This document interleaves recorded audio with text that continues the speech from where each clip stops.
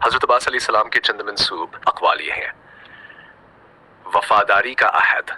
حضرت عباس علیہ السلام نے ہمیشہ اپنے بھائی امام حسین علیہ السلام کے ساتھ وفاداری نبھائی۔ کربلا میں ان کا ایک مشہور قول ہے: واللہ ان قطعتم یمینی انی احامی ابدا عن دینی وعن امام صادق الیقین سبط النبی الطاہر الامین۔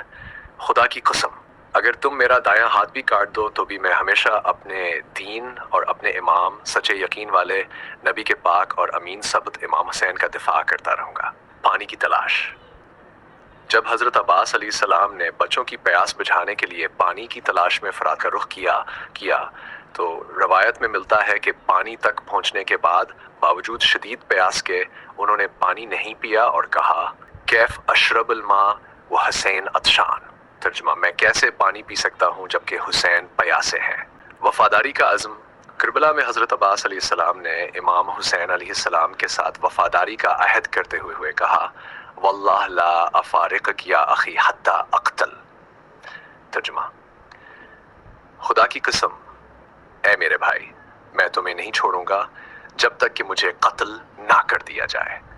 حضرت عباس علیہ السلام کی زندگی کا سب سے بڑا درس ان کی وفاداری، قربانی اور بے مثال شجاعت ہے، اور ان کی یہ صفات اقوال سے زیادہ ان کے عملی کردار میں ظاہر ہوتی ہیں۔